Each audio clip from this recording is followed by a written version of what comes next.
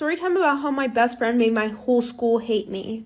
So a little background information, I was 13 and in 8th grade, and so was my best friend, who we are going to call Layla. And we met at a birthday party of a mutual friend during that summer. And all three of us started to hang out every day. And then when school started back up, the trio fell apart. Because our other friend Alice went to a different school, so she couldn't really hang out with us as much. When we first started school, there was this boy that I met and I really liked him and we started dating. But Layla and I had our own little friend group. There were 5 of us. Then there was this girl named Ivy. She had 4 people in her group, and our friend groups did not like each other at all. There was maybe one person from both groups that hung out with the other group, but that was it. And the only reason why none of us were friends was because the main girls, like the leaders of the group, used to be best friends. But then Ivy went behind Layla's back and started talking to this boy that Layla liked, and that's literally why they're not friends anymore. Well, all of us in the friend group were friends, but I was Layla's best friend. Like for part 2. Part 2 about this boy who stabbed me with a pencil in kindergarten. So like I said, everybody would pretty much bully him, and I was one of the kids that just sat back and laughed, didn't say anything to him directly. Eventually, we were getting in trouble for discluding him. We would all have to stay inside during recess with our heads down on the desk in the dark. Then everybody act like they were going to include him. Like the one time they were like, okay, we're playing hide and seek, you go hide. And then they never went to find him. So then this kid actually started getting violent. My guess is because the teachers and principal were not doing anything about it. When everybody was walking, he would purposely trip kids. This one time, this girl brought in pencils for the whole class, and she didn't give him one. So he said that he felt sick the one day, and all the kids went out to recess. And he went around and broke every single pencil. And I came in and I found it, so I told the teacher. And then during nap time, he put his mat by me. And when I finally fall asleep, he literally comes over and stabs me in the back of the neck with a pencil.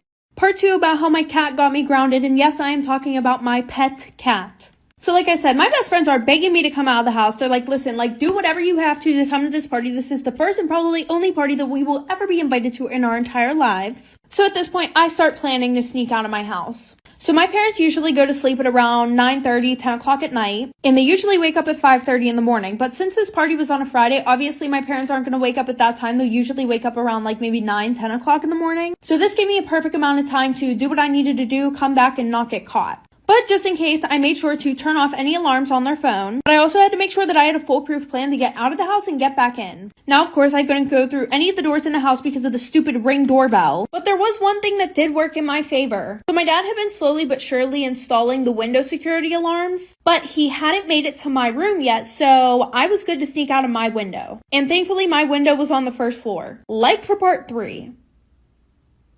Contour versus bronzer. Okay, I cannot be the only one who didn't know that there was a difference between bronzer and contour. And I have been doing my makeup for quite a few years now. But today is the day that we are going to find out what the difference is. Now, I got the exact products that she got just so that way we could get the full effect. Alrighty, let's get started. So first I'm going in with the contour. I don't use cream anything, so I'm really hoping that this works out. We're gonna put some along here. Okay, let's start blending now. Okay, so this is the contour. I am very surprised about how well this blended, especially because it's such an affordable product. I'm so scared for the bronzer because usually it ends up like a muddy mess on my face. But here we go. We're gonna do some on the forehead. I am amazed at how well these blended together. Usually I don't use blush, so I'm excited to see how this turns out. Okay, so far so good, and now we're gonna go in with a highlighter. Okay, but I am in absolute shock right now. Story time about why I hate Valentine's Day. So a little background information. I was 22 years old and I had been dating this guy for almost a year. And we're going to call him Jimmy. Most of Jimmy and I's relationship had been long distance. Because literally after 2 months of us dating, he was offered a job in a different state.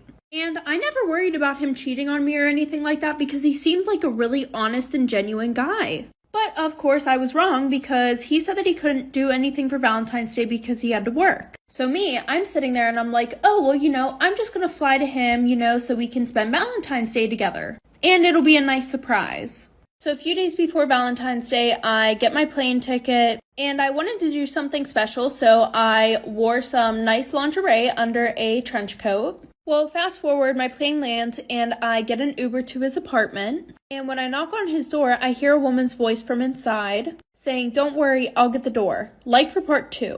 Part 2 about how my boyfriend cheated on me with the girl best friend. So like I said, she would still hang all over him, and he pretty much told me, if you don't like that, then you can leave. Obviously, I did not want to leave because I liked him and he was my boyfriend. So I just kept putting up with it, and eventually, we got 6 months into our relationship. So at that point, I'm thinking maybe I have a little bit more authority, to be like, hey, I don't like the way that she acts around you. You guys can't hang out like that anymore. And they would hang out alone together. He would take her to dinner. I literally tried telling him that the stuff that they do together is relationship stuff. And he was like, that's not true at all, because we did all of this stuff before you and I even got together. So anyways, like I said, 6 months in, I'm like, hey, I don't like the way that you guys are hanging around each other. Once again, he gives me the same excuse. So he pretty much said that he didn't care. And the one night him and I were supposed to hang out, but he canceled on me last minute. And her and I didn't get along, and she never Snapchatted me before, but then I get a Snapchat of her and him making out at his house.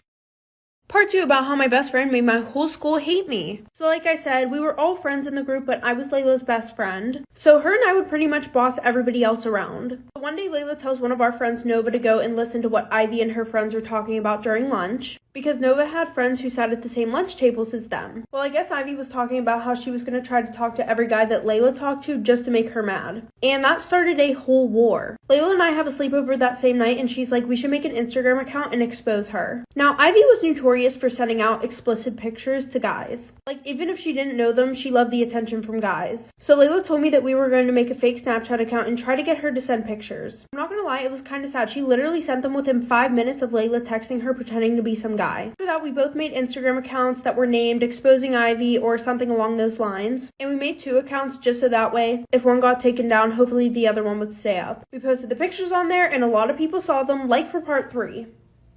Part 2 about how this guy and his girlfriend literally beat me up. So like I said, him and I did the nasty at the football game, and then I go onto the bleachers with my friends, and she tells me that he has a girlfriend. But I'm not gonna lie, at this point, we had already been talking for 2 months, and I really didn't care because I liked him and I wasn't just gonna turn my feelings off. First of all, I do not owe that girl any loyalty. Number 2, we were already intimate with each other, so I don't know what could make this situation worse than it already was. I mean, I did confront him about it, and he told me that he was gonna break up with her for me. So I believed him. I was like, whatever, I'm just gonna wait for him to break it off with her, and I'm still gonna talk to him. So eventually, he literally made me wait for like 2 more months. So what did I do? I told his girlfriend everything. I'm not gonna lie, it's not even that I wanted to be a good person. It was literally just to spite him. It's like, yeah, your man wants to be with me. He don't want you. This is the text messages of him telling me that he was gonna break up with you. That day, he called me and he was like, hey, do you wanna hang out? And I was shook that he did not bring up anything that I said to his girlfriend. Like for part 3.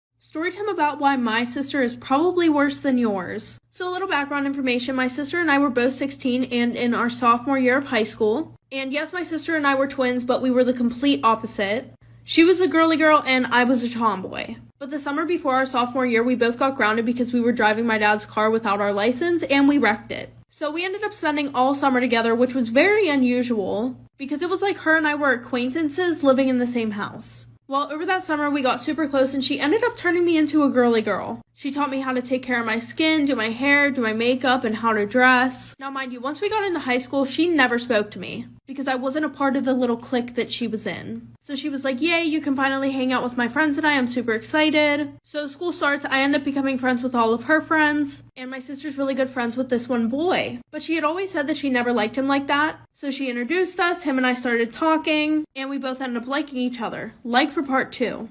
Part 3 about how my best friend made my entire school hate me. So like I said, Ivy sent the pictures and everybody saw them. And I'm talking even the people in high school. The next day, Ivy and Layla are in the same science class together. And none of their friends were there that day, so they ended up working on a group assignment together. And just like that, they were best friends again. Well, I get thrown under the bus, the teachers come and pull me out of my class and they search my phone and they find the Instagram account on my phone. Then when I told them it was also on Layla's phone, they went on her phone and they didn't find anything, of course. I get suspended and Layla and Ivy tell everybody that I was the one who made the fake Snapchat account and the Instagram accounts. And the whole week that I was suspended, I was getting messages from a lot of people that I went to school with and people that I didn't even know from high school. I was getting tagged in stuff on Instagram of people saying how much of a weirdo I am. Well, a few days into my suspension, Layla and Ivy talked my boyfriend into breaking up with me. They faked text messages between each other and made it look like I was talking to another guy. And then they faked another conversation between Layla and I. Like for part 4. Part 2 about why I hate Valentine's Day. So like I said, I Uber to his apartment and I knock on the door and I hear some woman from inside say, "Don't worry, babe, I'll get it." So I hurry up and try to tie my coat because I had untied it thinking that my boyfriend was going to open the door. But no, why would my boyfriend open his own door to his own apartment that he lives alone in? So she opens the door and she's like, "Hi, what can I help you with?" And I'm like, "Oh, is this apartment blah, blah, blah?" And she's like, "Yeah." I'm like, "Oh, well, is Jimmy here?" And she was like, "Yeah." So she calls Jimmy over to the door. I look directly at him and I'm like, "Oh, is this like your friend or something?" And she's like, "Excuse me, I'm his fiance." So I'm looking at him all confused and I start screaming that he's a liar, a cheater. He's like, "Babe, go call the police. I have no idea who this woman is. She sounds crazy." So his fiance walks away and he goes, "I'm sorry, I'll call you later." And then security escorts me off the property. Needless to say, I never talk to him ever again. Part 3 about how my cat got me grounded, and yes, I am talking about my pet cat. Like I said, I had a foolproof plan to escape, okay? I was going to get out the window and I was going to just crawl back in and act like nothing ever happened. But there was an issue with this, okay? My dad was supposed to fix my window because I somehow broke it. I don't even know how. But anytime that I go to put my window up, it just literally falls. And not only does it fall, it locks when it falls. And obviously you can guess what will happen if it does fall. I won't be able to get back in the house and I will somehow have to get in the house without my parents knowing, which is literally impossible. So I will be grounded for the rest of my life. So I was going to put a book between the window and the windowsill, but I didn't want it falling and making a lot of noise. So I decided to put a pillow there. So I snuck out of my house at 11 o'clock and I had the best time of my life. Probably because that's the first and only time that I will ever be invited to any party. But fast forward, I go and I run to the side of the house to get into my window. And of course the pillow is missing. And I'm looking around to see where the pillow went in my room. And of course my cat is laying on it on the floor. So I tried messing with the window and then all of a sudden my parents walked in my room and saw me. Storytime about how I almost got kidnapped at a grocery store. So a little background information, I was 16 and it was during the summertime. And I was super excited because I had just got my license. But my parents had this idea that if they made me drive around and do all their errands, that I would be a better driver. So I was pretty much like their bitch. Anyway, so the one night my mom wanted to make this recipe that she saw on TikTok. And she didn't have the right seasonings for it. So who did she tell to go to the store? Yours truly, me. And on Sundays, the mini market that was in our town would close at 4 o'clock. So I had to drive like 30 minutes away to the nearest Target. And when I got there, I had to park in the back because they had like 10 handicap spaces up front, another 10 for when you sit there and they bring your shit out to you, and another 5 whenever you're picking something up that you already ordered. But in all honesty, that didn't bother me because I had never heard about any girls getting trafficked at a grocery store. Like for part 2. Part 2 about why my sister is probably worse than yours. So like I said, my sister and I start school, I become friends with her friends, and she introduces me to this guy that she's been best friends with for a while. Him and I end up talking, I really like him, he really likes me. And my sister would always hype me up. She would be like, "Oh my god, you should get with him, he's such a nice guy, you guys would look so great together." So the one night he asked me if I wanted to go on a date with him, and of course I said yes, so I ran to my sister's room, I was so excited to tell her. So I knock on her door, I go in and I'm like, "Oh my gosh, guess what?" She's like, "What?" I'm like, "He asked me out on a date," and she just sits there and stares at me. And when I ask her what's wrong, she's like, "Oh my god, you knew that I liked him. You're such a bad sister. I would have never done this to you." So then I started to feel bad, but then I didn't because I remembered how she used to hype me up. So the next day, a few hours before my date, she comes in my room. She's like, "Hey, I'm really sorry about how I acted yesterday. I would love to help you get ready for your date if you'll let me. I feel so bad." And we're sisters, so of course I get over it, and I tell her yes, I want her to help me, like for part 3. Part 4 about how my best friend made my entire school hate me. So like I said, Layla and Ivy talked my boyfriend into breaking up with me the week that I was suspended. They showed him fake text messages between me and some guy that doesn't even exist. And then they also faked a conversation between Layla and I, and it's me saying, "OMG, this guy's so hot, I'm gonna leave my boyfriend for him." Then I was getting called a cheater, and when I went back to school the next week on Monday, it was terrible. People would whisper and laugh at me when I was walking in the hallway. I would be in the bathroom and there would be girls talking about how weird and disgusting I was loud enough so I could hear them. Every lunch table that I sat at, Layla and Ivy would sit at the other end with all their friends and just talk about me the entire time. Well, after this situation, I finally decided that I was going to do online school for the next 2 months and then hopefully have a fresh start in high school. All the girls and I were changing in the locker room and we went to gym class. Ivy asked if she could go to the bathroom, which of course was in the locker room. After gym class, I get changed in my clothes. All the girls start laughing at me when my teacher says, "There's a hole in the back of your pants." And yes, I did try telling my teachers about this stuff that was going on, because we all should know by now schools are notorious for not doing shit to help students that are being bullied.